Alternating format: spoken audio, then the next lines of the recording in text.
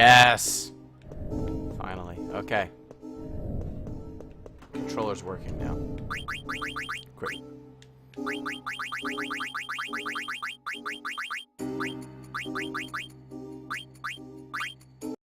Alright. Finally all set.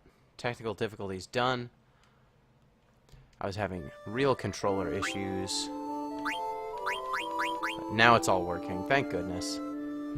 Finally! This whole thing is all set up. I was having controller issues. Well, I've been dilly-dallying for long enough. The setup is good. If anyone is joining, if anyone's here, feel free to hit up chat. Feel free to say, let me know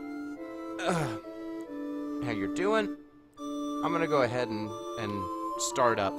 So, the reason why I'm doing this today, why I'm streaming some Final Fantasy IX, is one, it's my favorite game of all time, but two, I just haven't played it in a while, and I felt like this would be a good opportunity to play it and teach a little bit about why I like this game so much, outside of just the obvious. Like, I've done some videos, I've done some writing about it, but I've never really played all the way through it explaining, like, all the different subtleties and things I enjoy, and guiding people, giving people a sense of why this game is so special beyond a few broad strokes.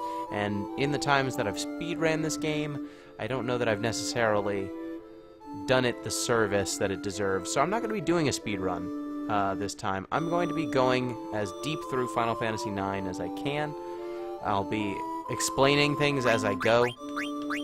And so I'm not going to get Excalibur 2 this time, but I'm going to play this game relatively straight up.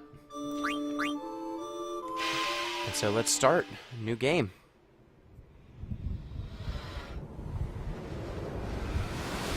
Begins.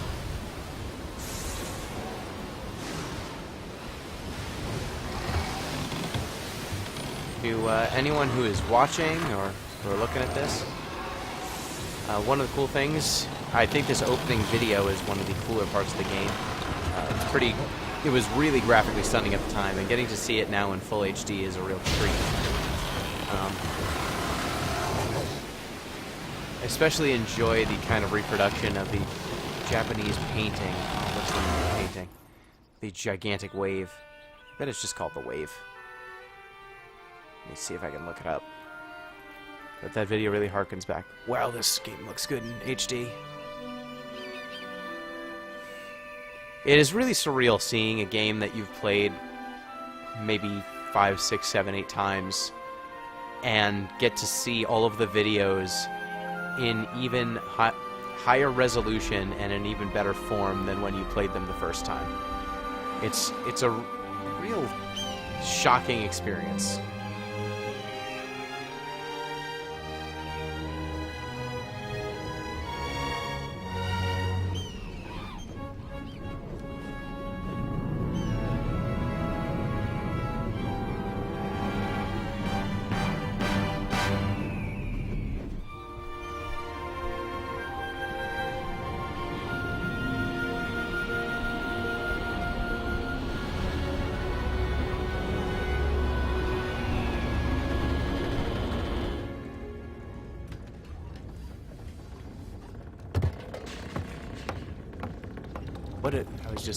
I was just looking up what the heck the name of that Japanese painting is.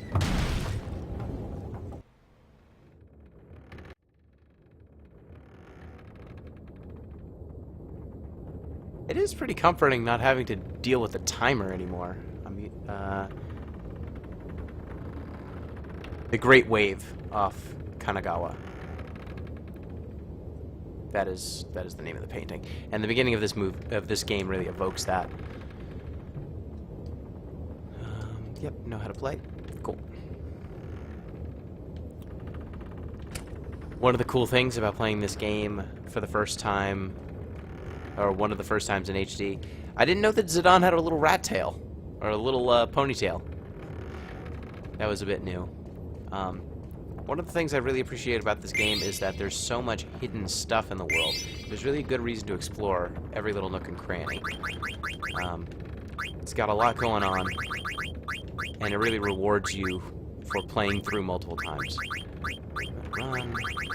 Go color classic. Vibration on.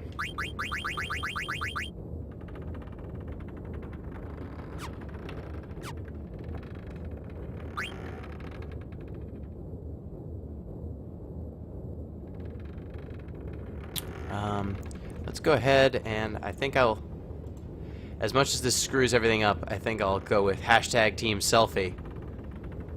Hashtag team selfie. Oh. Gotta change that color.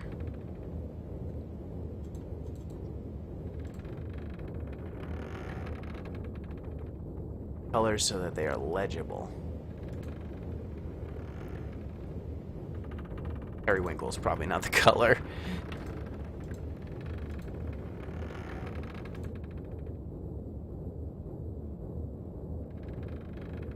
This one to that same shade of purple. Whoa, why did you not? Oh, that's because that's background color.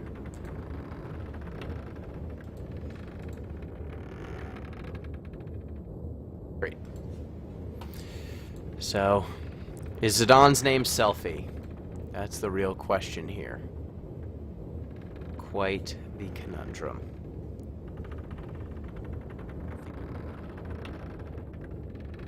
Thing.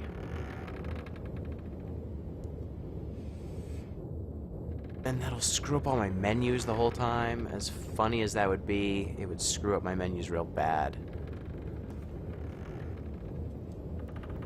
But on the other hand,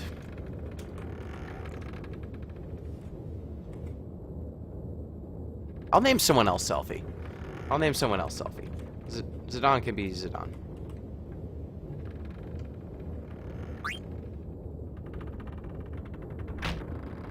Someone else will be on hashtag team selfie. So I really enjoy the setup, the way this game introduces the overall world. It just jumps you in, a dude in a ship, and it just throws you into a fight immediately. Just some good in medias res storytelling. Jump you into the beginning, no real explanation, no setup, no narrator. You just know, why is this auto playing? What the? What? No. What was that nonsense?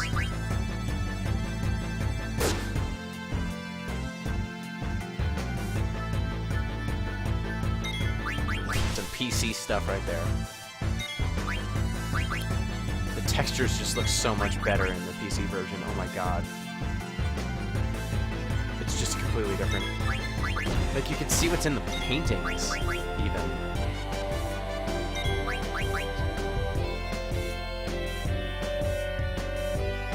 Wow, we got a Mage Master early. So one of the real nice things about Final Fantasy IX is how many call-outs and shout-outs it has to earlier games in the series. And that includes a bunch of weapons that repeat from earlier games. It includes a bunch of characters and inspirations and settings that really draw on earlier works. And as someone who has played almost the whole series at this point, it's kind of a masterpiece in how it pulls together all of these different elements. It's really the culmination of over a decade of game design, just lessons and aesthetics from across the whole series. And it's really breathtaking to see how well it came together. So Tantalus, the infamous band of daring thieves, is heading for the Kingdom of Alexandria. Our mission is to kidnap the heir to the throne, Princess Garnet. The ship's going to dock at Alexandria. When it does, we're going to put on our costumes, perform a play, and then Blank, Zidane, and all of them are going to kidnap. Oh, looks like I've got it. Heck.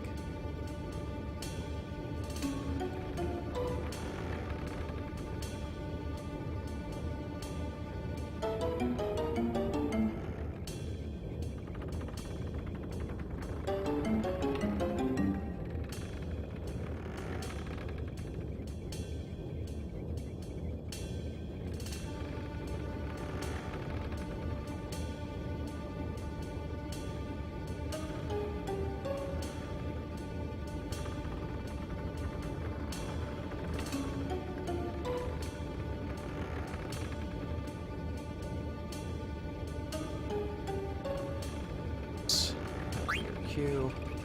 I do like the little joke here. I'll kidnap Queen Brand. And if you pick the wrong option 3 times, the game yells at you and then... Oh no, don't skip movies.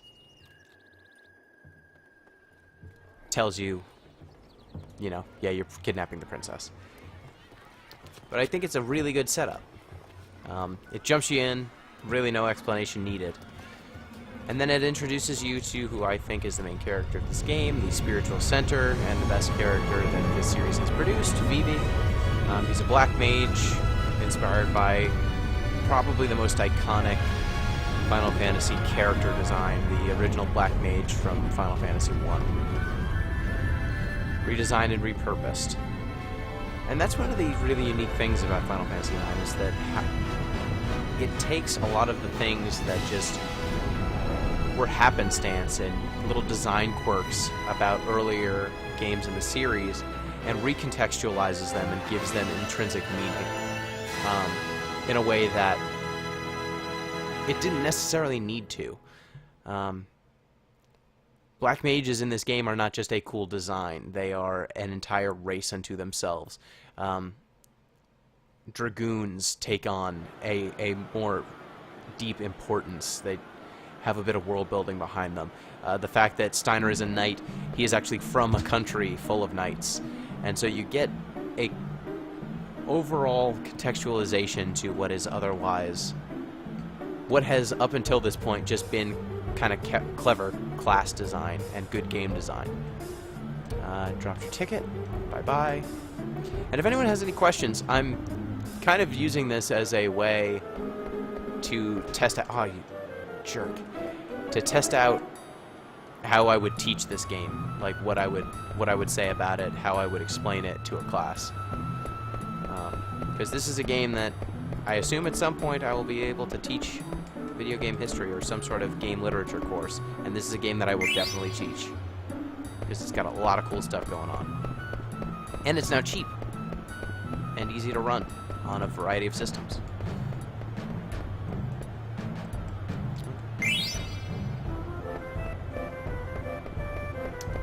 And I'm not speedrunning this game, so I'm just gonna take it easy, play this game like I normally would. You can try to leave, but you can't leave. And I really love how much this town just has a sense of life to it. Like, this was built to commemorate General Madeline, who fought in the 9th Limblam War. At the tender age of 13, General Madeline fought against the Limblam army with only 9 soldiers under her command. She died in 1401, well before her time. Like, you find out how this country, how Alexandria became a country with a largely female military. You get immediately the sense of nobles and street urchins and ordinary folk commingling and the tensions therein. You meet some nice kids, like these kids with balloons. You got fish people.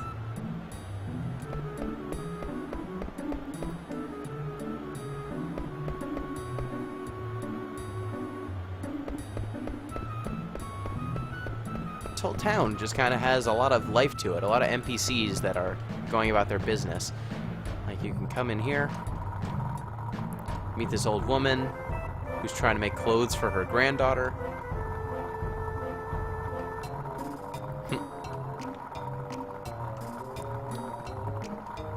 Then steal her savings.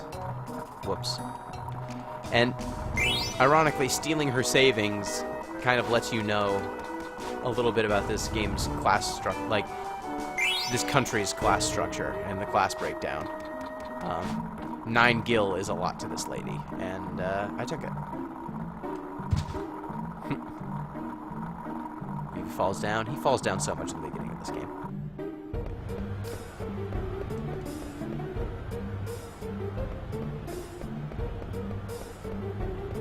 It jumps. This town really is well done, Alexandria. And I think it still really holds up.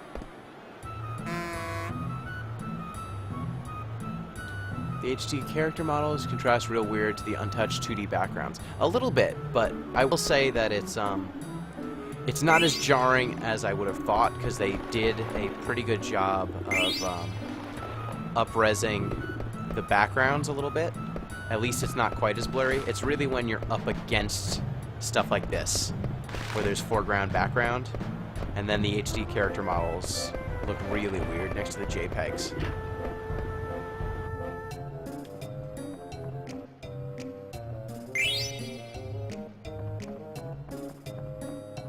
But it's crazy that this game looks better than it did before. Oh wow, that cup is floating in midair. Excuse me.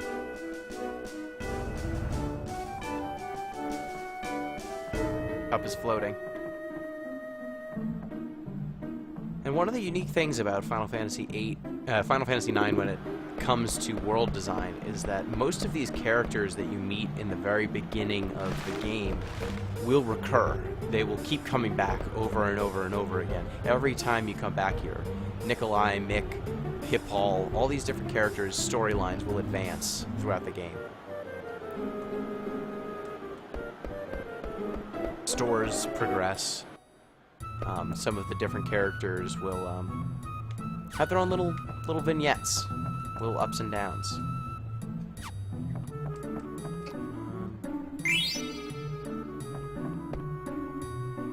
And I guess a little touch, a lot of the different shops in this game, I don't know if you noticed, but at the top there's this person's living quarters, there's an umbrella. There is the sense that all of these people have a life going on outside of the overall story of the game, which is something that doesn't happen in a lot of other Final Fantasy games, or games, period. You get the sense that these people have something going on outside of being shopkeep number 9.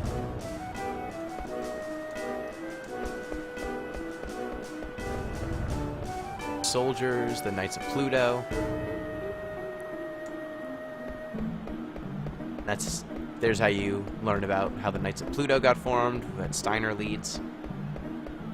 Recur is a bit of stretch. Their lines of dialogue and animations change after every chapter.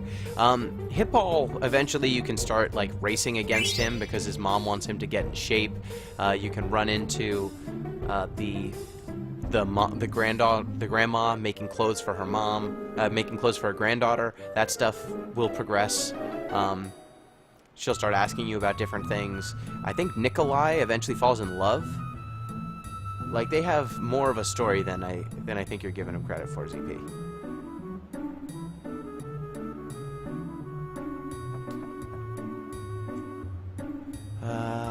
Married for 30 years, worked our reruns off, and finally we can afford to see a ticket, see the show. I'm so happy. Like, even there, you got some storage space in the upper part of the store.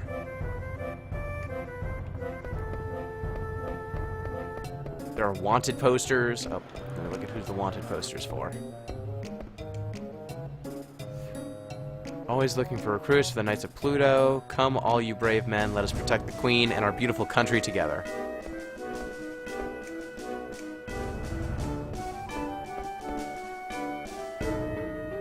That's pretty good.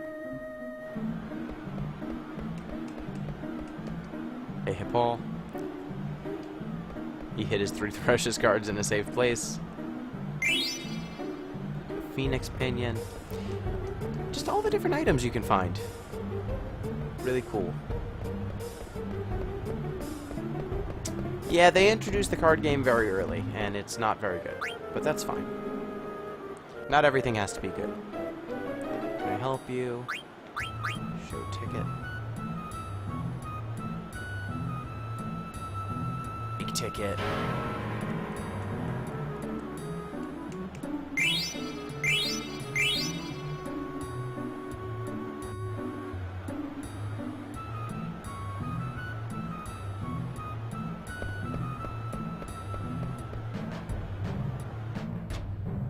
Hell. And as you play through the game, you will see more and more situations at the hotel. They never have vacancies. City people are so scary. And as you're going through this area, it really sets up the Vivi's character. And you meet Hippol's mom. You know, he's this kind of just overwhelmed child.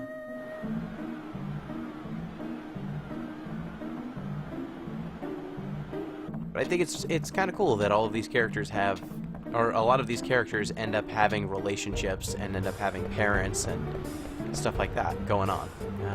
Let's jump rope. Oh, crap.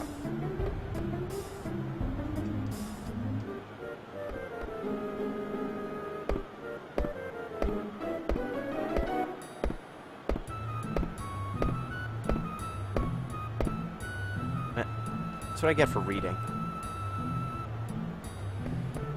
Alright, I'm not going to go for the Jump Rope King. There's the second time Vivi has tripped and fallen over.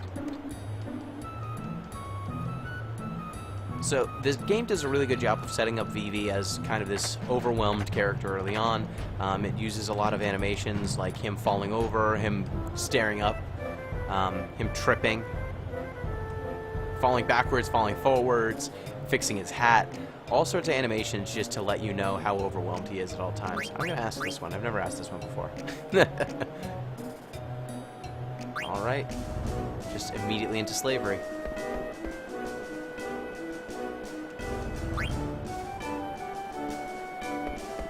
And I think it does a really good job with Vivi's first interaction being basically a person offering to get him into a play if he'll be a slave. It just sets him up as a fairly naive person. Excuse me, but is your name Alleyway Jack? How'd you know my name?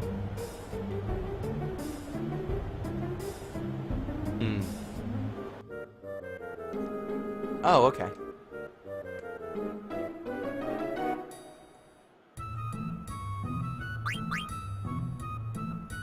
Okay. And Alleyway Jack is, Gilgamesh from earlier Final Fantasy games. Final Fantasy V is where he was introduced. And a really nice repurposing. Again, another pretty good callback to an earlier game. Game's got a ton of callbacks. Yeah, I bet he will rob you blind if you play cards against him. He's good at cards and you're not. And you have bad cards to play with. Tops for the no nobility, no tickets, no problems. Enjoy the show for the rooftops.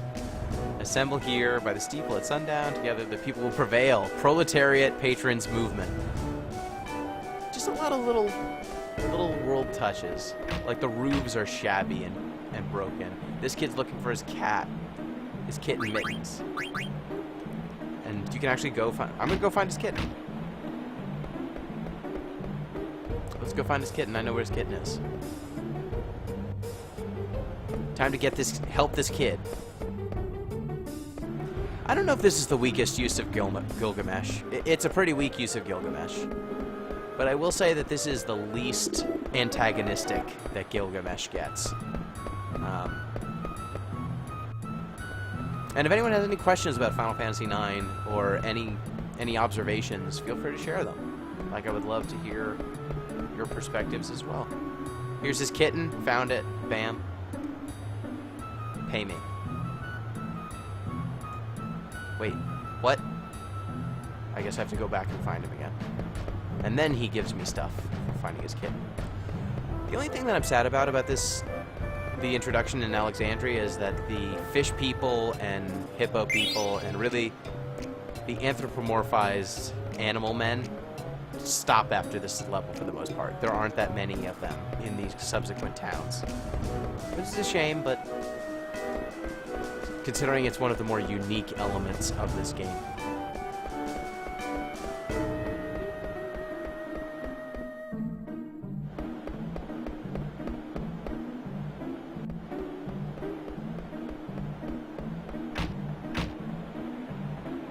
Reward me for finding your cat, right?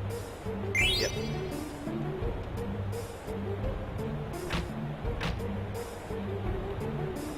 If I remember correctly, every single time you meet that kid, he re-loses his cat. His cat will run away from him over and over and over again.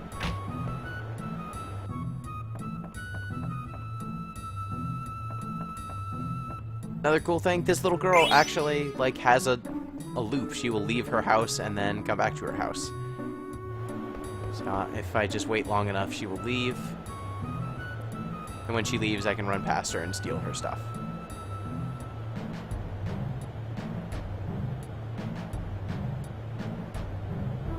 Or do I need to do it when she... Maybe she doesn't leave. Maybe she just stays in there.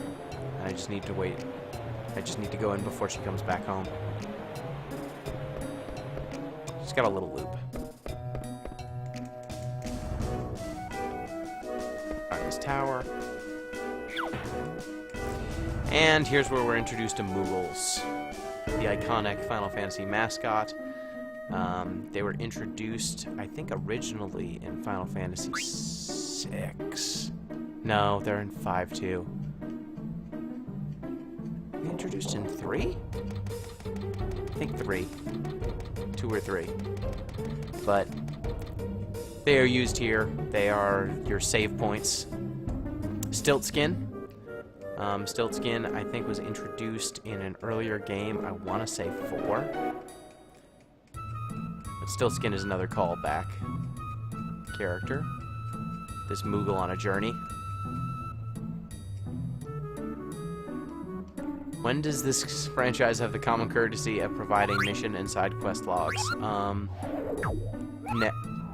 15? 13?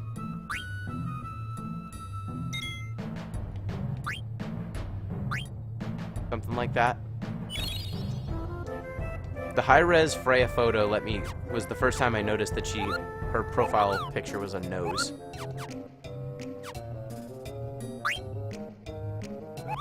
Quests are just needless world building. Drives me insane. There's also this mail delivery system, which has got this awesome, just like, bit of world building that is happening between these Moogles. Like, you hear about this, what is going on in the world as these different characters are corresponding with one another. Margnet does not suck. Let's climb. And let's head to the play. And the play in itself in Final Fantasy IX is kind of a callback. There's a play. There's a really famous play scene in Final Fantasy VI that you may or may not have heard of. And so putting on a play at the beginning of 9 is a pseudo callback. Though this series has dabbled with theater in theater. With fiction in fiction, a whole lot. You've got concerts in 8. You've got movies in 8. 7, I don't know if there's a acting sequence. I don't think there is in 7. In 6, there's a play. In 5, no.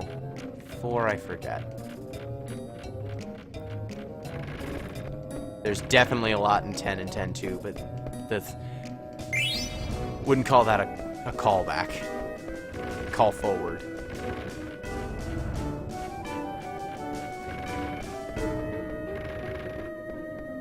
I like that they set up this whole network on the roofs that lets you see this kind of, yet again, a big class divide between everyone who gets to be in the castle and then those who have to be outside of the castle.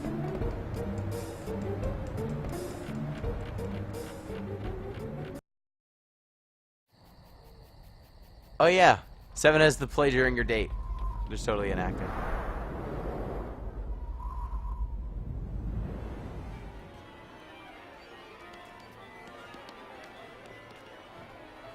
Yeah, 8 has the concert. This series is very theatrical. Literally and in its callbacks.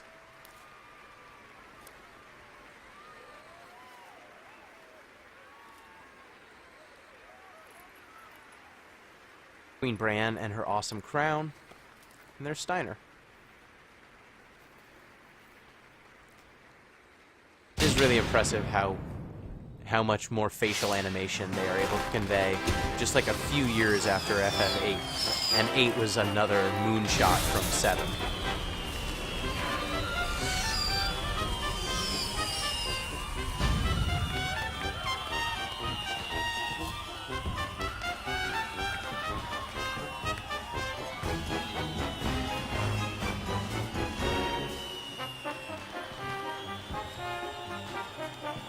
think I'm just gonna get to the Evil Forest and then I will call it a day on streaming, just in general.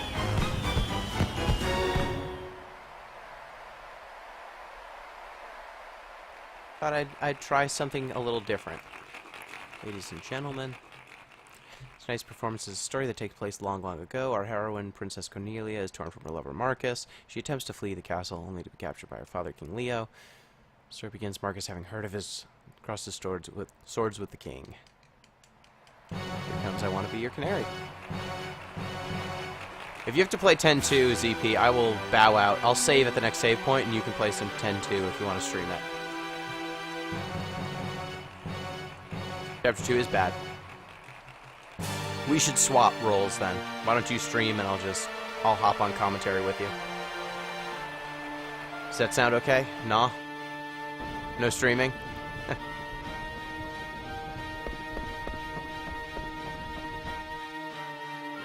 Okay, fair enough. Your call.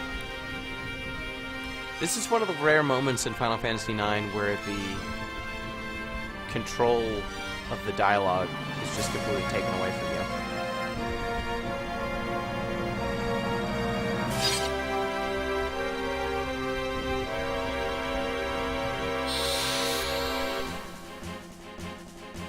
You don't have to start from the beginning. You shouldn't start from the beginning. You should just finish Chapter 2 and then worry about the screen caps. Just play in fast-forward mode. It'll be fine. Turn off random battles. Play in fast-forward just for screenshots.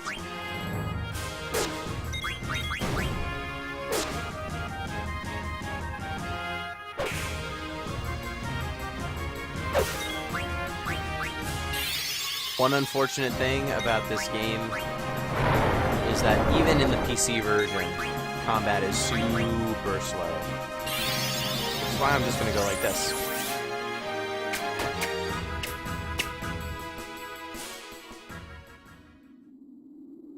Fast forward feature is amazing. It makes the combat play at like a normal speed.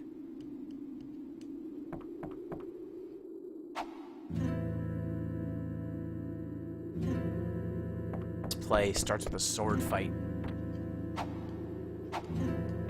Or I guess it continues with a sword fight.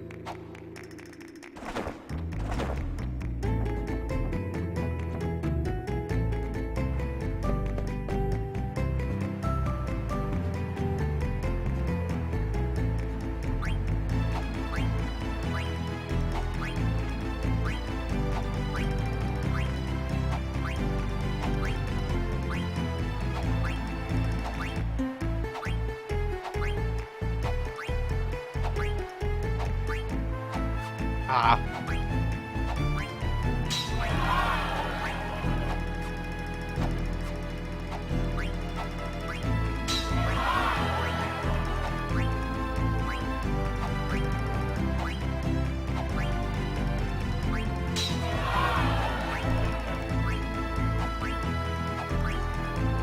I hate that the X button on the PlayStation controller and the X button on the Xbox controller are the same color, and they are in different spots.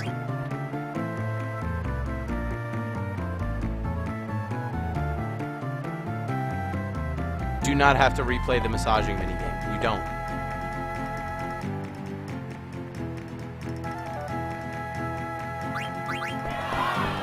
At least they let you replay this minigame.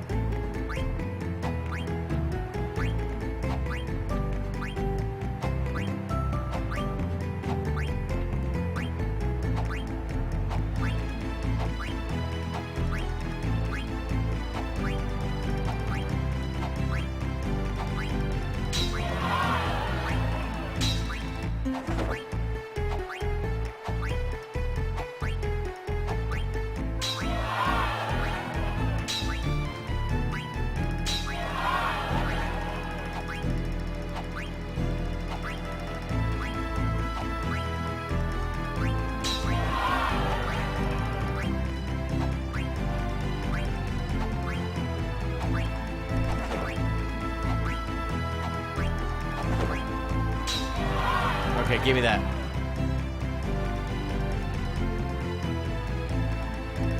See what I get? Yeah! No, I have never 100%ed this before. Big bang.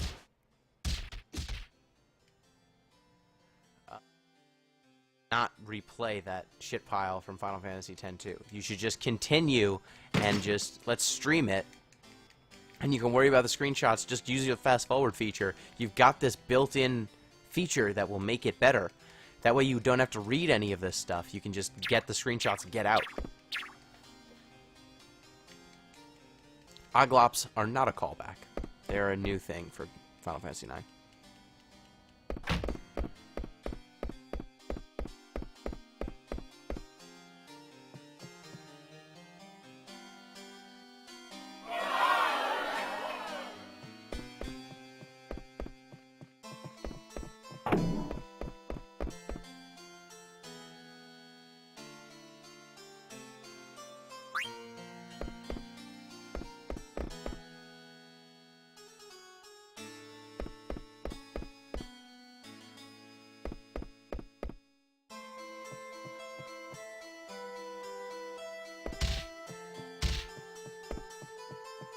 Get shook.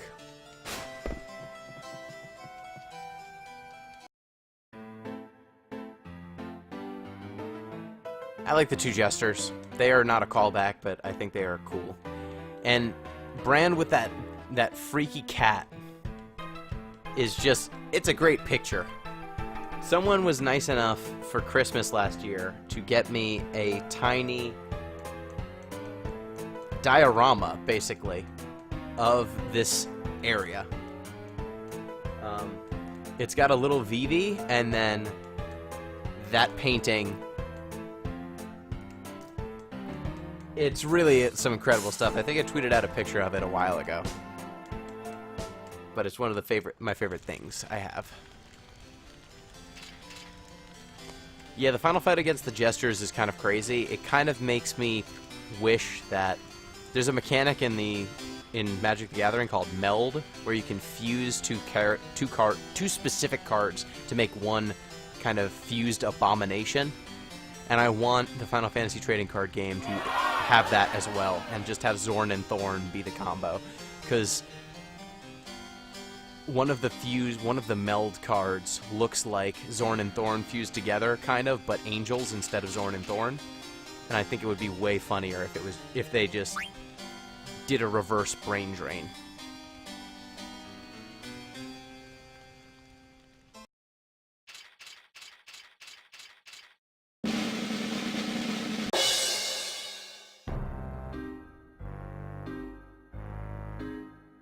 Hey.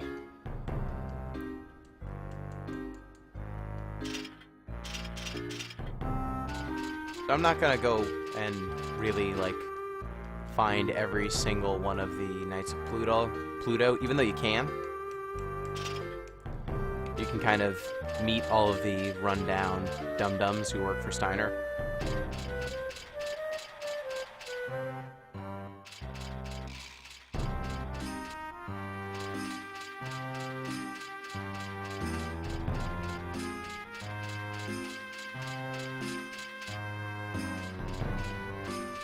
This could be the playthrough where I beat Ozma.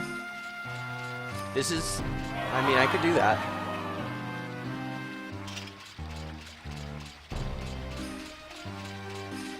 I'll say this is the most likely time for me to do that.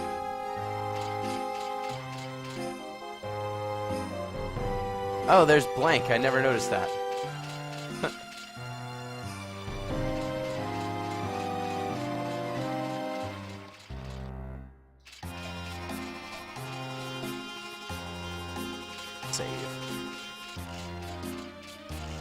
Save and quit.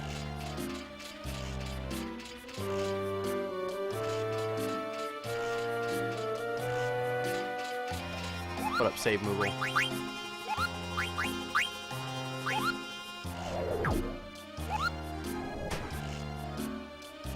No, I've never leveled a character to level 99. I've never seen a good reason to do that. It's never been necessary. Alright. So there's a Final Fantasy IX deep dive. There you go. Just a little half hour. Play some FF9. I will keep this going some other time. Thank you for watching. Let me pop over to the title screen and kill the stream.